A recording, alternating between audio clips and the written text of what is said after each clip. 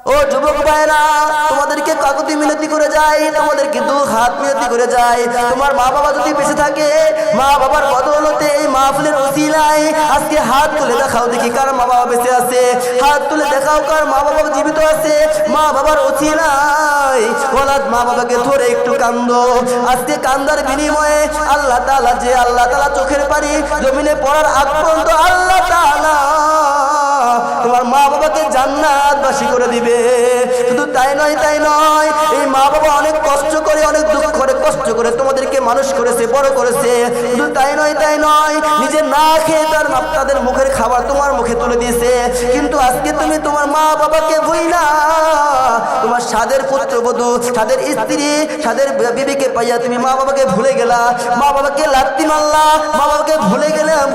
মা বাবা এক মুঠো খাই কিনা তুমি সেই খেয়ালটুকু নাই। মা বাবা কিভাবে চলে সেই খেয়ালটুকু নাই। মা বাবা নতুন পোশাক পরে কিনা সেই খেয়ালটুকু তোমার নাই। আল্লাহ রাব্বুল আলামিন হাদিসের মধ্যে বলেছেন, আল জান্নাতু তাহতা আকদামিল উম্মাহাত, পিতামাতার পায়ের নিচে সন্তানের জান্নাত। যার ঘরে পিতামাতা বেঁচে আছে তার ঘরে দুইটা জান্নাত আছে। যার ঘরে পিতামাতা বেঁচে নাই তার ঘরে জান্নাত নাই। তাই তোমার মা তোমাকে 10 মাস 10 দিন কোলে তুলে পেটে ধরে মানুষ করলো। এই মার অনুদান যদি তুমি দিতে চাও, তোমার শরীরের কাঁচামড়া দিয়ে তুমি যদি জুতা বানাইয়া দাও, তাহলে তুমি তোমার মার এক ফোঁটা ঋণ শোধ করতে পারবা না। ওয়াকুর রাব্বিরহামহুমা কামা রাব্বায়ানি সগীরা। হে আমার প্রতিপালক দয়াময় আল্লাহ, শৈশবে আমার পিতামাতা আমাকে যেভাবে লালন পালন করলো, আল্লাহ রাব্বুল আলামিন তুমি তাদের সাথে সেইভাবে রহমতের দৃষ্টি দিও। রহমতের দৃষ্টি দিয়ে তাদের উপরে রহমত বর্ষণ করো আল্লাহ। এই পৃথিবীতে যার পিতামাতা বেঁচে আছে, আল্লাহ রাব্বুল আলামিন হাদিসের মধ্যে বলেছেন, এই পৃথিবীতে যার পিতামাতা বেঁচে আছে তার জন্য 2টি জান্নাত আছে। এই পৃথিবীতে যার পিতামাতা বেঁচে নাই তার জন্য 2টি জান্নাত নাই। আল্লাহ রাব্বুল আলামিন হাদিসের মধ্যে বলতেছেন, আল জান্নাতু তাহতা আকদামিল উম্মাহাত, পিতামাতার পায়ের নিচে সন্তানের জান্নাত। হযরত মূসা আলাইহিস সালাতু ওয়াস সালাম আল্লাহ রাব্বুল আলামিনকে ডেকে ডেকে বলে, ও মালিক, দয়ার আল্লাহ, আপনি আমাকে ওসিয়ত করুন, আপনি আমাকে উপদেশ দিন। আল্লাহ রাব্বুল আলামিন বললেন, তুমি তোমার আল্লাহর সন্তুষ্টি অর্জন করো। হযরত মূসা আলাইহিস সালাতু ওয়াস সালাম আল্লাহ রাব্বুল আলামিনকে আবার ডেকে ডেকে বললেন, ও মালিক, আপনি আমাকে ওসিয়ত করুন, উপদেশ দিন। আল্লাহ রাব্বুল আলামিন বললেন, তুমি তোমার মায়ের সন্তুষ্টি অর্জন করো। মূসা আলাইহিস সালাতু ওয়াস সালাম আবার আল্লাহ তাআলাকে ডেকে ডেকে বললেন, ও খালিক, দয়াময় আল্লাহ, আপনি আমাকে ওসিয়ত করুন, উপদেশ দিন। আল্লাহ রাব্বুল আলামিন মূসা আলাইহিস সালাতু ওয়াস সালামকে আবার ডেকে ডেকে বললেন, তুমি তোমার মায়ের সন্তুষ্টি অর্জন করো। মূসা আলাইহিস সালাতু ওয়াস সালাম আবার আল্লাহ তাআলাকে ডেকে ডেকে বললেন, ও খালিক, দয়াময় আল্লাহ, আপনি আমাকে ওসিয়ত করুন, উপদেশ দিন। আল্লাহ রাব্বুল আলামিন মূসা আলাইহিস সালাতু ওয়াস সালামকে বললেন, তুমি তোমার বাবার সন্তুষ্টি অর্জন করো। এখানে স্বয়ং আল্লাহ তাআলা নিজে মূসা আলাইহিস সালাতু ওয়াস সালামকে মায়ের সন্তুষ্টি অর্জন করার কথা 3 বার বললেন, বাবার সন্তুষ্টি অর্জন করার কথা 1 বার বললেন। এর ভিতরে কোনো কারণ আছে না নাই? অবশ্যই আছে। মহানবী সাল্লাল্লাহু আলাইহি সাল্লামের কাছে এক ব্যক্তি এসে বলে, ইয়া রাসূলুল্লাহ, ইয়া হাবিবাল্লাহ, আমি কাকে বেশি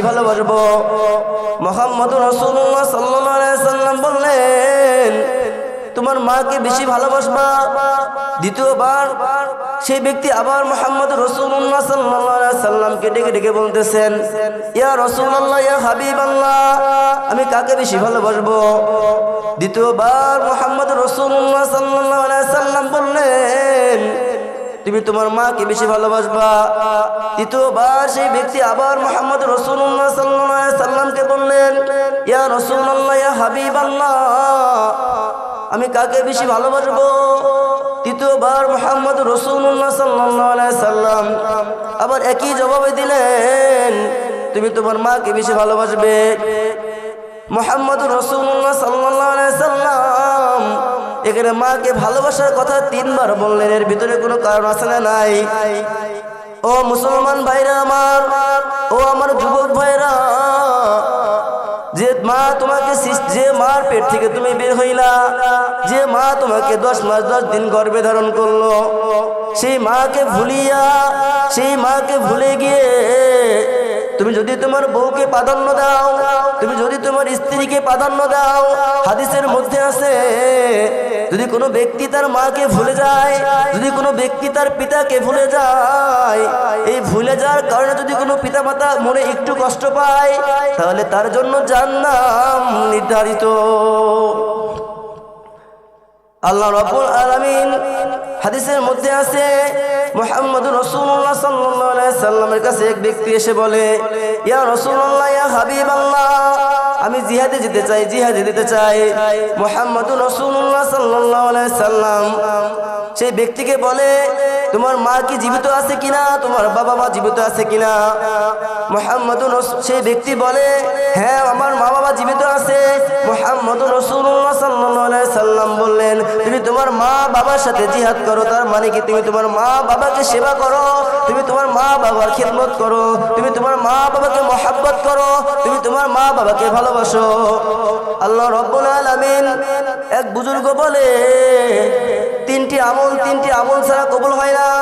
1 নম্বর, ওয়াকিমুস সালাত ওয়া আতুজ যাকাত, নামাজ কায়েম করো, যাকাত দাও। 2 নম্বর, ওয়াতিউল্লাহ ওয়া আতিউর রাসূল, আল্লাহ রাসূলের অনুগত্য ছাড়া আল্লাহর অনুগত্য পাওয়া সম্ভব নয়। 3 নম্বর, আনিশকুরুনি অলিয়লি দাইকা, পিতা মাতার কৃতজ্ঞতা ছাড়া আল্লাহর কৃতজ্ঞতা পাওয়া সম্ভব নয়। আল্লাহ রাব্বুল আলামিন পিতা মাতার বদদুয়া সঙ্গে সঙ্গে কবুল করে, পিতা মাতার নেক দোয়া সঙ্গে সঙ্গে কবুল করে। ও মুসলমান, ও আমার যুবক ভাইরা, আমি সাইফুল ইসলাম জিহাদি, আমি আপনাদের সামনে একটা গুরুত্বপূর্ণ বয়ান করে দিব। বাবা, যার বাবা মা বেঁচে আছে, যার বাবা মা বেঁচে আছে, এই বাবা মার ওসিলায় যদি চোখের পানি একটু জমিয়ে ছাইরা দাও, আমার বিশ্বাস হয় আজকে এই মাহফিল থেকে সকলেই জান্নাতের দরিয়া হিসাবে কবুল করবে আল্লাহ তাআলা। আল্লাহ রাব্বুল আলামিন বনি ইসরাইলের এক যুবক, তার নাম ছিল আলকামা। আলকামা মহানবী সাল্লাল্লাহু আলাইহি সাল্লামের একজন প্রিয় সাহাবী। আলকামা এত দান খায়রাত করতো, এত তাসবিহ তাহলিল পড়তো, এত কিছু করতো। মহানবী সাল্লাল্লাহু আলাইহি সাল্লামের সাহাবী আলকামা একদিন অসুস্থ অবস্থায় ঘরের ভিতরে পড়ে আছে। তার আলকামার স্ত্রী মহানবী সাল্লাল্লাহু আলাইহি সাল্লামের কাছে একটা পত্র লিখেছে যে আলকামা অসুস্থ অবস্থায় ঘরে পড়ে আছে। মহানবী হযরত মুহাম্মদ রাসূলুল্লাহ সাল্লাল্লাহু আলাইহি সাল্লাম হযরত বিলাল, হযরত আমর, হযরত আম্মারকে ডেকে ডেকে বলে, হে বিলাল, তুমি যাও দেখো আলকামার কি অবস্থা। হযরত বিলাল রাদিয়াল্লাহু তাআলা আনহু যখন আলকামার ঘরের দরজায় পাড়া দেয়, তার মুখ থেকে কালেমা তয়্যিবা নসিব হয় না। হযরত বিলাল রাদিয়াল্লাহু তাআলা আনহু মুহাম্মদুর রাসূলুল্লাহ সাল্লাল্লাহু আলাইহি সাল্লামের কাছে খবরটি পৌঁছায় দিলেন। মুহাম্মদুর রাসূলুল্লাহ সাল্লাল্লাহু আলাইহি সাল্লাম হযরত বিলাল রাদিয়াল্লাহু তাআলা আনহুকে বললেন, দেখো তার কোনো পিতামাতা বেঁচে আছে কিনা। হযরত বিলাল রাদিয়াল্লাহু তাআলা আনহু বলেন, ওর পিতামাতা অনেক আগেই মারা গেছে, কিন্তু অনেক দুঃখিনী বুড়ি মা বেঁচে আছে। হযরত মুহাম্মদুর রাসূলুল্লাহ সাল্লাল্লাহু আলাইহি সাল্লাম বুড়িমার কাছে একটি পত্র লিখলেন, একটি চিঠি লিখলেন, চিঠি লিখে তাকে ডেকে পাঠালেন। বুড়িমাকে বললেন, চিঠির মধ্যে বললেন যে বুড়িমা, আপনি যদি নিজে আমার কাছে না আসেন, আমি হযরত মুহাম্মদ রাসূলুল্লাহ সাল্লাল্লাহু আলাইহি সাল্লাম আমি নিজেই আপনার কাছে যাব। বুড়িমা এই চিঠিটা পাওয়ার পরে লাঠি ভর দিয়ে দিয়ে হযরত মুহাম্মদ রাসূলুল্লাহ সাল্লাল্লাহু আলাইহি সাল্লামের কাছে এসে উপস্থিত হইলেন। হযরত মুহাম্মদ রাসূলুল্লাহ সাল্লাল্লাহু আলাইহি সাল্লাম বুড়িমাকে জিজ্ঞেস করলো, ও বুড়িমা, আপনার সাথে আলকামার অবস্থা কেমন ছিল? হযরতে বুড়িমা মন ক্ষুণ্ণ অবস্থায় চিন্তায় পড়ে যায়। হযরতে বুড়িমা মহান নবী রাসূলুল্লাহ সাল্লাল্লাহু আলাইহি সাল্লামকে বলে যে আমার সন্তানের সাথে আমার সম্পর্ক ভালো ছিল না। আমার সন্তান তার স্ত্রীকে বেশি প্রাধান্য দিত। আমার সন্তান তার স্ত্রীকে আমার জায়গায় বসাইতো। আমার সন্তান আমার জায়গায় তার স্ত্রীকে বসাইতো। এই কথা হযরত মুহাম্মদ রাসূলুল্লাহ সাল্লাল্লাহু আলাইহি সাল্লাম যখন শুনলেন, তার মানে তার মা তার প্রতি অসন্তুষ্ট ছিল। তার মা তার প্রতি অসন্তুষ্ট ছিল। হযরত মুহাম্মদ রাসূলুল্লাহ সাল্লাল্লাহু আলাইহি সাল্লাম হযরত বিলালকে ডেকে ডেকে বললেন, হে বিলাল রাদিয়াল্লাহু তাআলা আনহু, আপনি কিছু খড়ি, কিছু লাকড়ি গুছান। হযরত বিলাল রাদিয়াল্লাহু তাআলা আনহু কিছু খড়ি, কিছু লাকড়ি গুছাইলো। হযরত মুহাম্মদ রাসূলুল্লাহ সাল্লাল্লাহু আলাইহি সাল্লাম বুড়িমাকে বলতেছে, আপনি যদি আপনার সন্তানের প্রতি সন্তুষ্টি না হন, আপনার সন্তানকে আজকে আমি আগুন দিয়ে জ্বালিয়ে দিব। মায়ের কষ্ট, মায়ের বুক, এক বুক ভালোবাসা নিয়ে মা তার সন্তানকে মানুষ করে, জন্ম দেয়। সেই মা একবার চিন্তা করলো, হায় রে, আমার চোখের সামনে আমার সন্তানটা যদি আগুনে পড়ে যায়, আমি এটা সহ্য করতে পারবো না।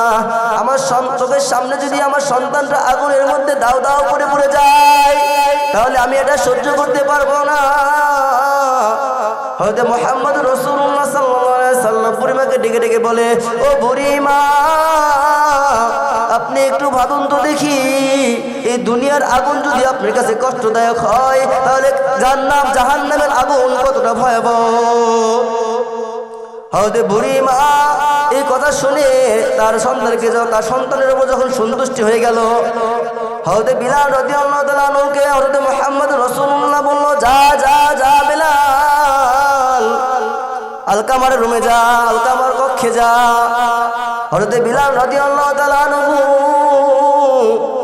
আলকামার কক্ষে প্রবেশ করার আগেই তার মুখ দিয়ে কালেমা তয়্যিবা নসিব হয়ে গেল। বলি সুবহানাল্লাহ, একটু জোরে জোরে বলি সুবহানাল্লাহ। আলকামা কালেমা তয়্যিবা নসিব হয়ে গেল। তারপরে আলকামা মৃত্যুবরণ করলো। হযরত মুহাম্মদ রাসূলুল্লাহ তার দাফন কাফন শেষ করলো। দাফন কাফন শেষ করার পরে সাহাবাদেরকে বলতেছে, ইয়া সাহাবী, আলকামার ঘটনা থেকে আমাদের শিক্ষা নেওয়া উচিত। আলকামার ঘটনা থেকে আমাদের শিক্ষা নেওয়া উচিত। আজকে বাংলার জমিনে অনেক সন্তান আছে পিতা মাতাকে প্রাধান্য দেয় না, পিতা মাতাকে ভালোবাসে না, পিতা মাতাকে মহব্বত করে না, পিতা মাতাকে আদর সৎ করে না। নিজের পেট ভইরা উদার কইরা পেট ভইরা খাবার খায়, কিন্তু তার পিতা মাতা একবেলা না খাইয়া রাত্রির পর রাত্রি জীবন যাপন করে। একটা মা 10 মাস 10 দিন যখন একটা সন্তানকে পেটে ধারণ করে, এই পেটে ধারণ করা অবস্থায় তার মার কত কষ্ট সহ্য করতে হয়, কত কষ্ট সহ্য করতে হয়। একটা মা 10 মাস 10 দিন তার সন্তানকে পেটে ধারণ করলো। মা যখন খাইতে বসে, খাওয়ার সময় সন্তানটা একটা লাথি মেরে দেয়। মা খাবার টেবিলে তো বিছানার মধ্যে শুয়ে পড়ে। মা যখন কোনো কাজ করতে বসে, মায়ের কষ্ট দিন দিন বাড়তে থাকে। সন্তানটা যখন মা জমিনের মধ্যে প্রসাব করে দেয়, মায়ের তখন জন্ম মৃত্যু নিয়ে টানাটানি লেগে যায়। সেই মা বাঁচবে কি মরবে একমাত্র আল্লাহ তাআলাই ভালো জানে। যখন সন্তানটা জমিনের মধ্যে প্রসব করলো, মা সেই সন্তানের মুখ দেখে 10 মাস 10 দিন যে কষ্ট করছিল, এই কষ্টগুলো সে নিমেষের মধ্যে ভুলে যায়। তাই নাই মুসলমান, তোমার মা কত কষ্ট করে তোমাকে আজকে পৃথিবীর জমিনে নিয়ে আসলো। এই কষ্ট যদি তুমি একবার চিন্তা করো, তাহলে হয়তো তোমার মা বাবার প্রতি তোমার ভালোবাসা মহব্বত বেড়ে যাবে। এই কষ্ট যদি তুমি একবার চিন্তা করো, তাহলে তোমার মা বাবার প্রতি তোমার মহব্বত বেড়ে যাবে। মা যদি বদদোয়া করে দাও আল্লাহ তাআলা কবুল করে, মা যদি নেক দোয়া করে দাও আল্লাহ তাআলা কবুল করে। আলকামার ঘটনা থেকে আমাদের শিক্ষা নেওয়া উচিত। বনি ইসরায়েলের যুগে এক আল্লাহর ওলি, তার নাম ছিল জুরাইজ। কি নাম ছিল? জুরাইজ। এই জুরাইজ অল টাইম আল্লাহর ইবাদত বন্দেগীতে মশগুল থাকতো। অল টাইম 5 ওয়াক্ত নামাজ পড়তো, আল্লাহর ইবাদত বন্দেগী সারা জীবন কাটাইতো। একদিন তার মা তার ঘরের দরজায় এসে ডাক দেয়, বাবা জুরাইজ। সেই সময় জুরাইজ নামাজ পড়া অবস্থায় ছিল, তার মা ডাকে সাড়া দেয় না। দ্বিতীয় দিন জুরাইজের মা আবার সে তার ঘরের দরজায় নক করে, বাবা জুরাইজ। দ্বিতীয় দিনও তার মা ডাকে জুরাইজ সাড়া দেয় না। তৃতীয় দিন তার মা আবার সে তার ঘরের দরজায় নক করে, বাবা জুরাইজ। তৃতীয় দিনও জুরাইজ নামাজরত অবস্থায় ধ্যানমগ্ন অবস্থায় আল্লাহ তাআলার ইবাদতে মশগুল ছিল। তৃতীয় দিনও জুরাইজ তার মার ডাকে সাড়া দিল না। মার মনে একটু কষ্ট ভীতি সঞ্চয় হইল। মার মনে যখন কষ্ট ভীতি সঞ্চয় হয়ে গেল, মা আল্লাহ তাআলাকে ডেকে ডেকে বলে, ও আল্লাহ, আমার সন্তানকে আমি 3 দিন দরজায় নক করলাম, 3 দিন দরজায় নক করে ডাক দিলাম, আমার সন্তান আমার ডাকে সাড়া দিল না। আল্লাহ, তুমি আমার সন্তানকে আমার মুখ না দেখাইয়া একটা বেশ্যা নারী দ্বারা তাকে অপমানিত করিল। আল্লাহ তাআলার দোয়া, মায়ের দোয়া আল্লাহ তাআলা সঙ্গে সঙ্গে কবুল করে নিলেন। সেই সময় এক শহরে এক মহিলা তার জরুরত সারার জন্য রাস্তাতে ঘর থেকে বের হইল। যখন ঘর থেকে বের হইল, মেয়ে চালক এক রাকাত তার সাথে জিনা করে দিল। যখন জিনা করলো, তার পেটে সন্তান চলে আসলো। যখন সন্তান চলে আসলো, মহিলাটা দীর্ঘ কিছুদিন পরে সন্তানটা প্রসব করলো। সে আমলের রাজ্যের মধ্যে খবর চলে গেল, খবর হয়ে গেল এক মহিলা, সে বিয়ে না অবস্থায়, বিয়ে হয় নাই, কিন্তু তার পেট থেকে কন্যা, তার পেট থেকে সন্তান জন্ম দিছে। মহিলাকে ডাক দিয়ে নেওয়া হলো। যখন মহিলাকে ডাক দিয়ে নেওয়া হলো, মহিলা রাজার সৈন্যরা তাকে মহিলাকে ধরে নিয়ে রাজ দরবারে নিয়ে গেল। যখন রাজ দরবারে নিয়ে গেল, রাজ দরবারে নিয়ে যাওয়ার পরে সেই মহিলাকে জিজ্ঞাসা করা হলো, ও মহিলা, তোমার তো বিয়ে হয় নাই, তোমার পেট থেকে যে সন্তান জন্ম দিছ, এই সন্তানটা কার? তুমি এই সন্তানটা কিভাবে জন্ম দিলা? সেই মহিলা রাজামশাইকে ডেকে ডেকে বলে, ও রাজামশাই, এই সন্তানের পিতা সেই জুরাইজ। যখন রাজামশাই জুরাইজের কথা শুনতে পাইল, রাজামশাই জুরাইজের কথা শুই না তার লোকজনকে পাঠিয়ে দিল রাজামশাই জুরাইজকে ধরে আনার জন্য। লোকজন যখন জুরাইজের কাছে গেল, জুরাইজের কাছে যাওয়ার পরে যখন লোকজন জুরাইজকে ডাক দিল, ও জুরাইজ, তখনও সেই সময় জুরাইজ নামাজরত অবস্থায় আল্লাহ তাআলার ইবাদতে মশগুল ছিল। কিন্তু লোকজন তার ডাকে সাড়া না পাইয়া তার ইবাদতখানা ভেঙে দিল এবং তাকে গলায় রশি দিয়ে টানতে রাজ দরবারে নিয়ে আসলো।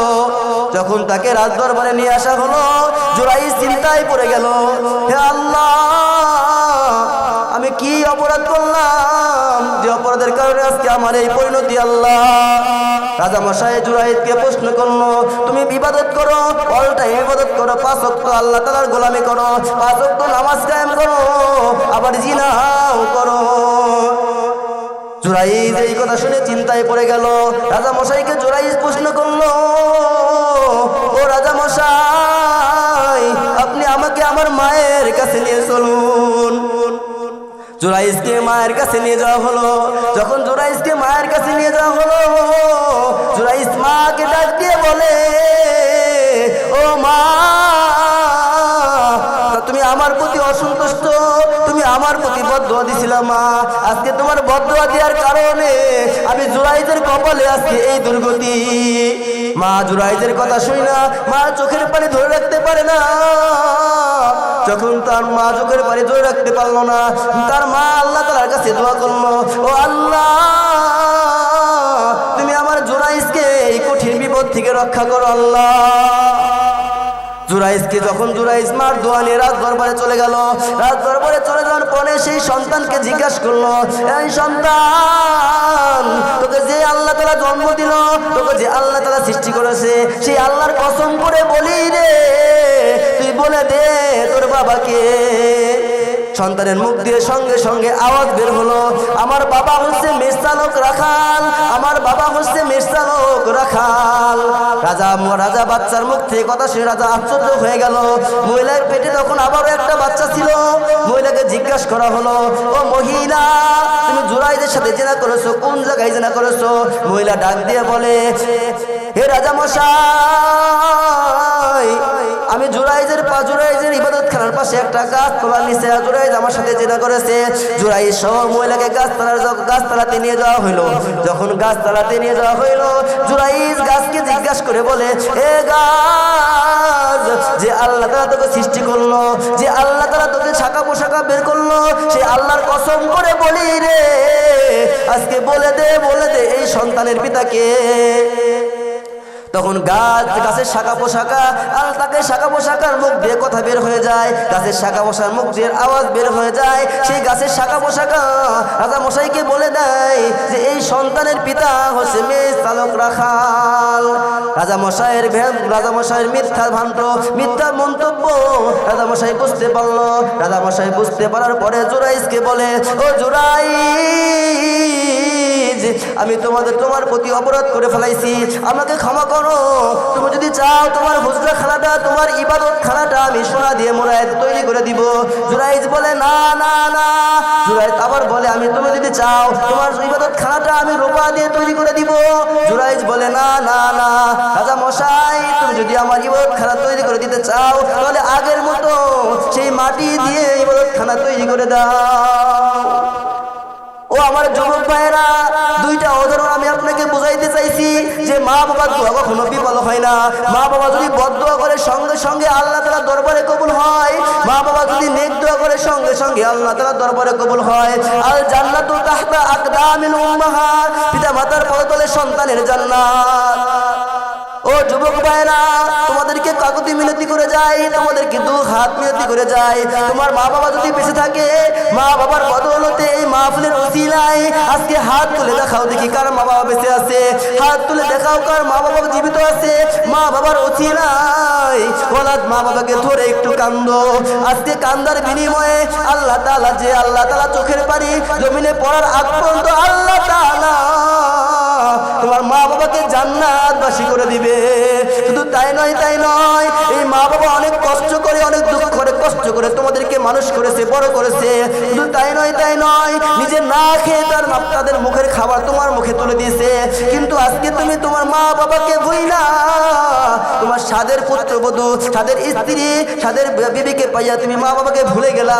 মা বাবাকে লাত্তি মারলা, মা বাবাকে ভুলে গেলা। মা বাবাকে এক মুঠো খাই কিনা তুমি সেই খেয়ালটুকু নাই। মা বাবা কিভাবে চলে সেই খেয়ালটুকু নাই।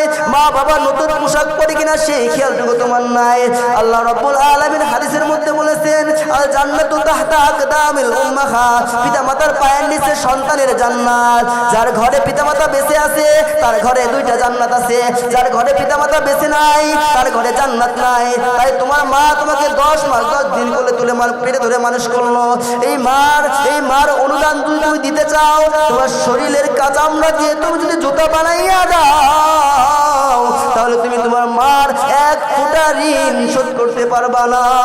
তাই আমি তোমার যুবক ভাইদেরকে বলে যাই, তোমার বাবা মা বেঁচে আছে, বাবা হাত ধরে কান্দো, বাবাকে হাত ধরে বলো, বাবা আমাকে ক্ষমা করে দাও, আমি আর নেক্সট প্রজন্মে কোনো ক্ষমা করবো না, আমি আর নেক্সট প্রজন্মে তোমাদের অবাধ্য হব না।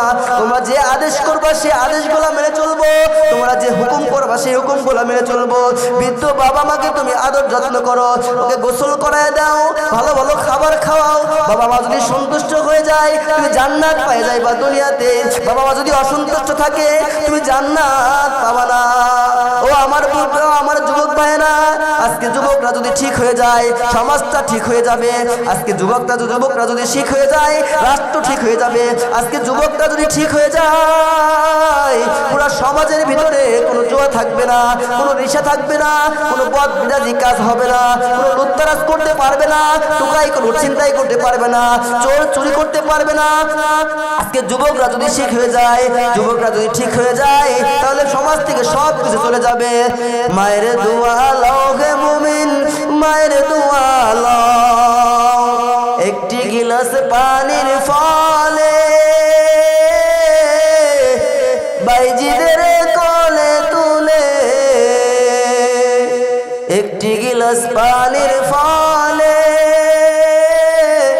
বাইজিদের কোলে তুলে, হাত তুলে দোয়া করলেন মা বাইজিদের ওলি বানাও, হাত তুলে দোয়া করলেন মা বাইজিদের ওলি বানাও। মায়ের দোয়া লও হে মুমিন, মায়ের দোয়া লও, মায়ের দোয়া লও হে যুবক, মায়ের দোয়া লও। দুনিয়াতে কিছু হও না কেন, কিছু না হয় মায়ের দোয়া বিনে, তুমি কিছু হও না কেন, কিছু না হয় মায়ের দোয়া বিনে। মায়ের দোয়া লও হে মুমিন, মায়ের দোয়া লও। মায়ে যখন দোয়া করে চলে যায় আকাশ পরে, মায়ে যখন দোয়া করে চলে যায় আকাশ পরে। বাস্তবে তুমি ফল দেখিতে পাও, মায়ের দোয়া লও হে মুমিন, মায়ের দোয়া লও, মায়ের দোয়া লও হে মুমিন, মায়ের দোয়া লও। যার কারণে বাইজিদের নাম ছড়িয়েছে বিশ্বভুবন, যার কারণে বাইজিদের নাম ছড়িয়েছে বিশ্বভুবন। ছোট্ট শিশু বাইজিদেরই মতো সবাই হও, ছোট্ট শিশু বাইজিদেরই মতো সবাই হও। মায়ের দোয়া লও হে যুবক, মায়ের দোয়া লও, মায়ের দোয়া লও হে যুবক, মায়ের দোয়া লও। এই জনম দুঃখিনী মা, এই জনম দুঃখিনী মা আপনাকে কত কষ্ট করে বড় করছে, এই জনম দুঃখিনী মা আপনাকে কত কষ্ট করে বড় করলো। এই জনম দুঃখিনী মায়ের মর্যাদা আপনি দিতে পারলেন না। আপনি পাঁচতলা বাসায় আপনি ঘুমায় থাকেন, আপনার মা একটা টিনের ঘর, ছোট্ট খড়ের ঘরে ঘুমায় থাকে। আপনি কিভাবে ঘুমান যুবক ভাইরা, আপনি কিভাবে ঘুমান যুবক বাবারা? আপনাদের কাছে আমি বলে যাই, আপনার মার সন্তুষ্টি আগে অর্জন করুন। মায়ের সন্তুষ্টি যদি আপনি অর্জন করতে পারেন, তাহলে আল্লাহ তাআলা বলতেছে মায়ের পায়ের নিচে সন্তানের জান্নাত। শুধু তাই নয়, এই মা কত কষ্ট করে একটু খেয়াল করে শুনুন, একটু গভীর মনোযোগে আমার কথাগুলো শুনুন, গভীর মনোযোগ দিয়ে পানি বের করে দেন। আপনার মা বাবার জন্য যখন পানি আপনি বের করে দিবেন, আল্লাহ তাআলা সঙ্গে সঙ্গে এই পানি জমিনে পড়ার মধ্যে মা বাবার দোয়া কবুল করে নিবে। আল্লাহ রাব্বুল আলামিন বলতেছেন, তিনটা সম্মান মুমিন বান্দা যখন মারা যায়, তিনটা আমল জারি থাকে। একটা হচ্ছে সাদকায়ে জারিয়া, আর একটা হচ্ছে নেক সন্তান, আর একটা হচ্ছে মা বাবার উত্তরসূরি। মা বাবা মারা যাওয়ার পরে মা বাবার যে বন্ধু বান্ধব, এইগুলা যদি জীবিত থাকে, এইগুলা দ্বারা তিনটা আমল সার্বক্ষণিক চলতে থাকে। নেক সন্তান বলতে আমরা কি বুঝি? একটা মার গর্ভে থেকে যদি একটা আলেম তৈরি হয়, একটা মায়ের গর্ভে থেকে যদি একটা হাফেজ তৈরি হয়, একটা মায়ের গর্ভে থেকে যদি একটা মওলানা তৈরি হয়, এই যে মা একটা মওলানার জন্ম দিল, এই মা একটা হাফেজের জন্ম দিল, এই একটা মা একটা মুফতির জন্ম দিল।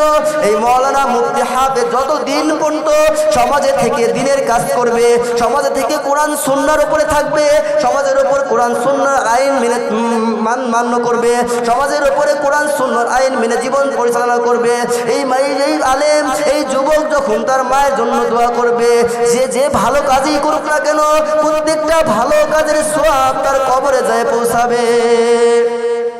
সাদগায়ে জারিয়া কেমন? আপনার মা মারা গেছে, আপনার বাবা মারা গেছে, আপনার মায়ের জন্য একটা মসজিদ বানিয়ে দেন, আপনার মায়ের জন্য একটা মাদ্রাসা, দ্বীনি মাদ্রাসা তৈরি করে দেন, আপনার মায়ের জন্য একটা মসজিদের মিনার তৈরি করে দেন, আপনার মায়ের জন্য একটা যুযুখানা তৈরি করে দেন। এটা সাদগায়ে জারিয়া। মসজিদে যত ব্যক্তি নামাজ পড়বে, মসজিদে যত ব্যক্তি নামাজ কায়েম করবে, মসজিদে যত ইবাদত হবে, প্রত্যেকটা ইবাদতের কদমে, প্রত্যেকটা ইবাদতের বিনিময়ে আল্লাহ তাআলা আপনার মায়ের আমল নামায় সওয়াব দিতে থাকবে। শুধু তাই নয় মুসলমান, এই মাকে ভুলিয়া, এই মাকে ভুলে আমরা আজকে কোন পথে চলতেছি। মা গাছতলায় ঘুমায়, আমরা পাঁচতলায় ঘুমাই, মা নিচতলায় ঘুমায়, আমরা 10 তলায় ঘুমাই। এই গরিব দুঃখী মা, এই মায়ের বদলেতে তুমি আজকে পৃথিবীর আলো দেখছিলা। এই মা যদি তোমাকে 10 মাস 10 দিন গর্ভে ধারণ না করতো, তাহলে তুমি আজকে পৃথিবীর জমিনে আসতে পারতা না। আল্লাহ তাআলা তোমাকে মায়ের গর্ভ থেকে পৃথিবীর জমিনে আনাইছে। এই মাকে তুমি ভুইলা গেলা, এই মাকে তুমি ভুইলা থাকলা। আল্লাহর কসম করে বলি রে, তুমি যদি মাকে কান্দাও, তুমি যদি বাবাকে কান্দাও, কাল কিয়ামতের ময়দানে এই মা বাবা যদি বদদোয়া করে দেয়,